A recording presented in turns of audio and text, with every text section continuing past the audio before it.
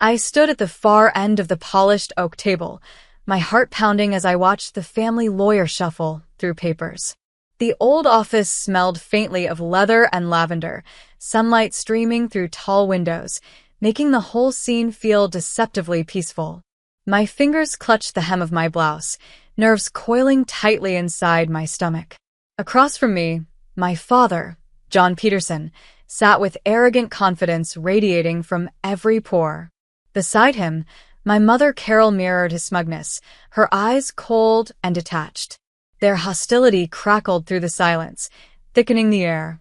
The lawyer, Mr. Hastings, cleared his throat, adjusting his glasses. "We're gathered here today to discuss the will and testament of the late Margaret Peterson." My father leaned forward, a mocking sneer curving his lips as he interrupted loudly, "Let's save some time. My mother left everything to me and my wife, Carol. She understood loyalty, legacy, family. Which, unfortunately," he paused deliberately, glancing at me with a cruel smirk, "doesn't include certain imposters." My cheeks burned as my cousins and distant relatives murmured uncomfortably, eyes darting toward me. "What exactly do you mean?" Mr. Hastings asked calmly, though he clearly knew the answer. Dad's smirk widened, making me tremble with suppressed anger and hurt. "Isn't it obvious? She's not even my real daughter," he said loudly, his voice echoing against the room's high ceilings. "An unfortunate mistake we tolerated for far too long. She gets nothing." My mother nodded firmly in agreement, her expression stony, devoid of maternal warmth. "It's time the truth came out," she said icily. I drew a shaky breath, fury and sadness swirling inside me. But instead of breaking, I met their eyes steadily, forcing my voice to remain calm. "Will you still say that after what's coming tomorrow?" Confusion flickered across Dad's arrogant expression, quickly replaced by irritation. "Spare us the dramatics," he scoffed, waving dismissively. "There's nothing you could possibly say or do to change your circumstances." I didn't argue, didn't try to explain. Instead, I turned gracefully to Mr. Hastings. "Please continue." A flicker of something like respect passed over his face as he nodded, resuming his reading. "Mrs. Margaret Peterson's wishes are explicitly detailed here. To my son, John Peterson, I leave the estate at Maple Grove and the majority share of Peterson Enterprises. To Carol Peterson, I leave the summer house in the Hamptons. And," Mr. Hastings paused significantly, eyes flicking up to meet mine with quiet reassurance, "to my beloved granddaughter, Sophie Peterson." Dad snorted bitterly. "Beloved granddaughter," he mocked sarcastically under his breath, provoking more uncomfortable shifting among the others. Mr. Hastings raised his voice firmly over my father's interruption.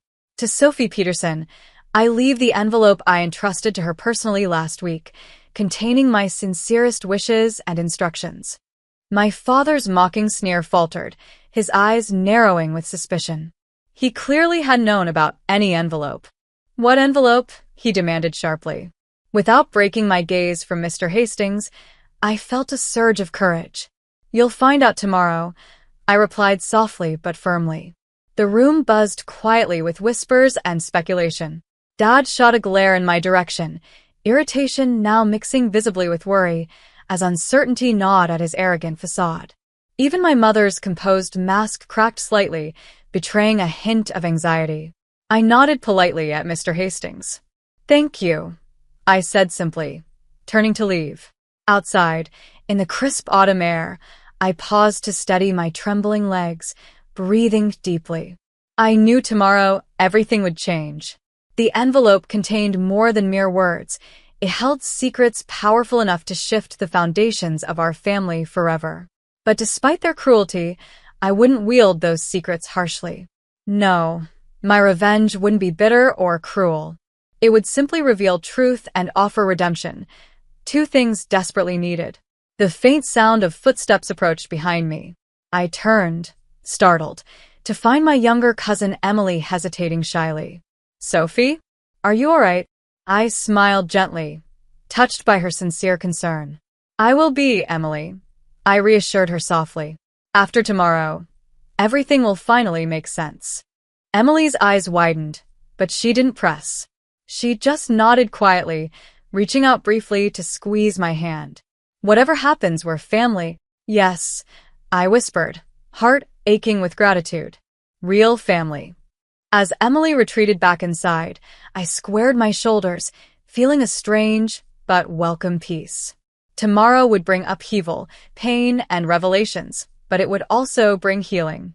After years of humiliation, neglect, and emotional cruelty, tomorrow would finally bring justice. Not harsh, but honest and pure. And I was ready for it. Sleep was elusive that night. Dreams tangled with flashes of past hurts, my father's cold eyes, my mother's indifferent dismissal, and the biting humiliation I'd endured for years. Each painful memory strengthened my resolve. Morning couldn't come soon enough. Sunrise broke softly, golden rays spilling gently across my small, cozy bedroom. I rose swiftly, determination coursing through me.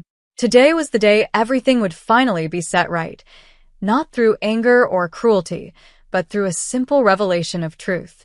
It was justice, clean and pure, something my grandmother had meticulously planned for this very moment. I pulled open my desk drawer and took out the envelope, its edges crisp, embossed with Grandma Margaret's elegant handwriting. My fingers traced her name with reverence. This letter was her final gift to me, but also her legacy, proof that love could outshine greed, and truth could conquer arrogance. An hour later, precisely at 9, I arrived at Peterson Enterprises, the towering glass structure glittering proudly in the morning sun. It felt intimidatingly large, symbolic of the empire my father jealously guarded, mistakenly convinced it was his alone to control. Taking a steadying breath, I walked toward the entrance, feeling eyes from employees linger curiously as I passed. The elevator ride felt excruciatingly slow. When I stepped onto the top floor, my father's personal secretary, Helen, looked startled. "Sophie, your father isn't expecting you." I smiled warmly, unshaken by her worried tone. "I know, Helen, but this won't take long." Without knocking, I opened the door to my father's expansive office. My heart hammered as I saw him behind his massive desk, paperwork spread out in front of him. Mom sat stiffly on the leather couch nearby. Both looked up sharply, irritation clouding their faces. "What are you doing here, Sophie?" Dad snapped impatiently, rising abruptly from his seat. "You have no right to barge in here." "I promise this will only take a minute," I replied evenly, stepping forward confidently. I held out Grandma's letter, my voice steady yet quietly intense. "Grandma left this for me. She wanted you to read it personally." He scoffed dismissively, though his eyes betrayed an unmistakable flicker of uncertainty. "I don't have time for games," but I placed the envelope firmly on his desk. "It's no game. It's the truth. Grandma's truth, one you can't hide anymore." Dad's jaw tightened visibly, tension radiating as he exchanged a nervous glance with Mom, whose previously cool composure was cracking with anxiety. Without another word, he snatched the envelope, tearing it open hastily.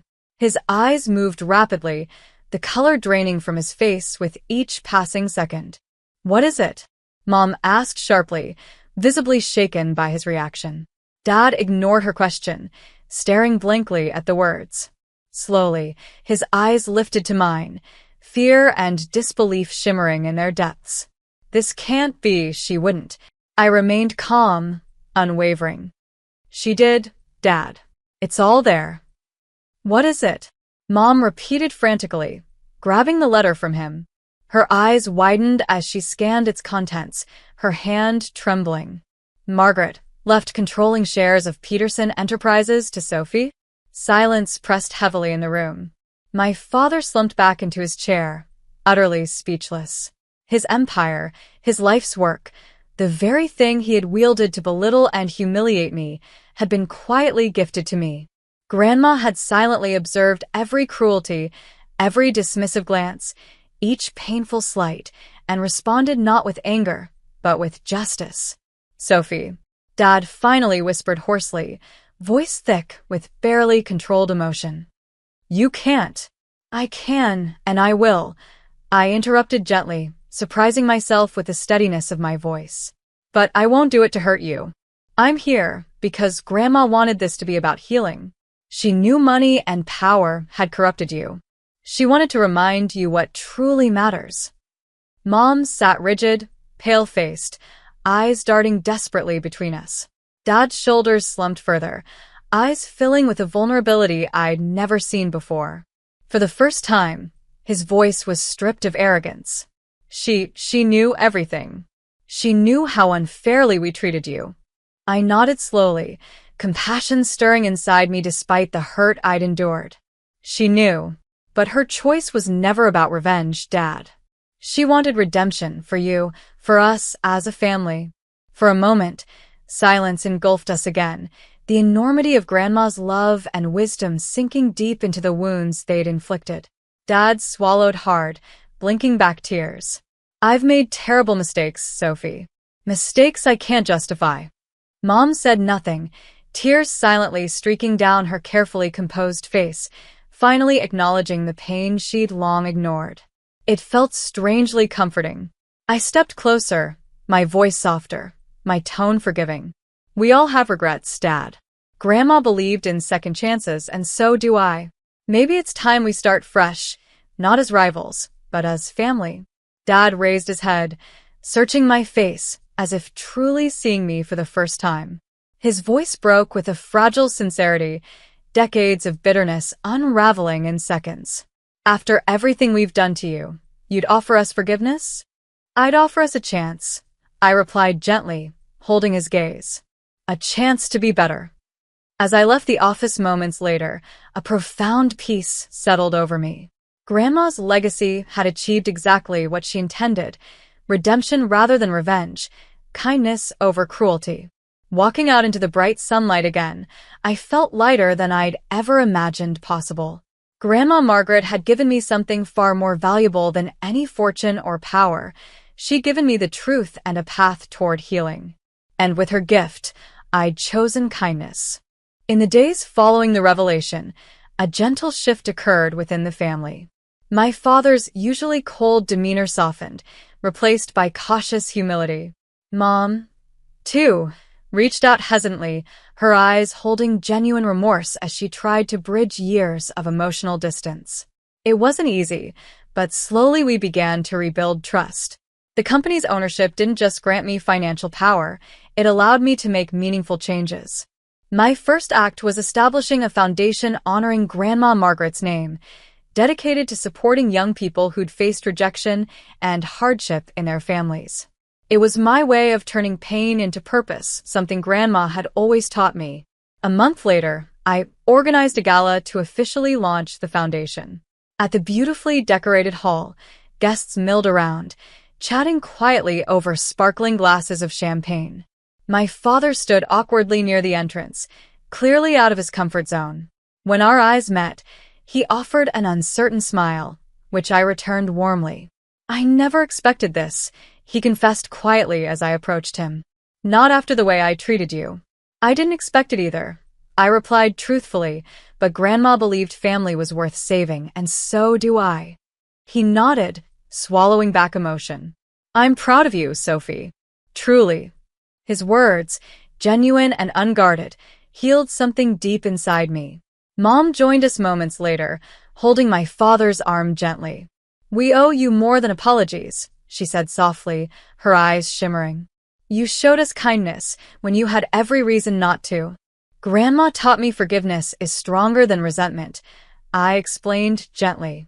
This foundation is about helping others find the strength to forgive too. As we talked, I spotted Emily approaching, her face glowing with happiness. You really did it, she whispered excitedly. Grandma would be so proud. I hope so, I said quietly, feeling warmth spread through my chest. Emily's hand squeezed mine, reminding me of the genuine bonds I still had within the family. Later, as I stood on stage to give my speech, I glanced around the room filled with hopeful faces. My voice trembled slightly as I spoke, but the passion behind my words was undeniable. This foundation is born from hardship, I began, but it's driven by love and forgiveness. My grandmother believed in second chances, in finding strength not through revenge, but kindness. My eyes locked briefly with my parents, whose expressions held quiet gratitude. I took a deep breath, my voice stronger now. Today, we begin healing, not just my family, but countless others. Grandma Margaret's legacy will remind us all that the most powerful revenge is choosing compassion. Applause filled the hall, resonating deep within me. Stepping down from the podium, I knew Grandma's spirit was smiling somewhere, proud I'd chosen the path she'd always envisioned. In reclaiming my dignity, I discovered something infinitely more valuable, the true meaning of family, forgiveness, and the strength that only comes from kindness. In the weeks following the gala, my bond with my parents began to mend gently but genuinely. Bitterness softened into understanding, resentment faded into careful optimism. Slowly, we found small, meaningful moments together. Quiet dinners, tentative laughter, and honest conversations that healed old wounds. Yet, deep inside, one unresolved piece remained, the truth about my birth parents. It was something I'd always pushed aside, scared of what I'd uncover. But now, standing in my newfound strength, I knew facing that truth was essential to truly moving forward. On a crisp, sunlit morning, I sat with my parents in our family living room, holding a file the lawyer had discreetly provided. My father glanced nervously at the papers. "You don't have to do this, Sophie. We made terrible mistakes, but it doesn't change that you're our daughter." "I know," I reassured gently, "but I need to understand who I am completely." Mom reached out, softly squeezing my hand. "Whatever you discover, we're here with you. We want to do better by you now." Their sincerity eased the ache inside me, giving me courage. Opening the file, I skimmed carefully through the pages. My breath hitched at the details within. My biological mother, a struggling young woman named Anna, had passed away shortly after my birth. She'd left behind only a photograph, her smiling eyes remarkably similar to mine. My biological father had disappeared before I was born, leaving her alone. My heart twisted with sadness, yet understanding filled the space where uncertainty had lingered. I wasn't abandoned. I was deeply loved, first by Anna, then by Grandma Margaret, and now, finally, by the parents sitting beside me. "Her name was Anna," I whispered softly, passing them the photograph. Mom took it gently, her eyes filling with tears. "She's beautiful," Mom murmured quietly, voice trembling. "Just like you." Dad nodded slowly, his face filled with genuine remorse and tenderness. "We're so sorry we hid this from you for so long, Sophie. It wasn't fair. It wasn't right." "I forgive you," I told them honestly, feeling a deep peace settle within me. "You've shown me what family truly means, not blood, but genuine love and honesty." Mom embraced me softly, her tears mingling with mine.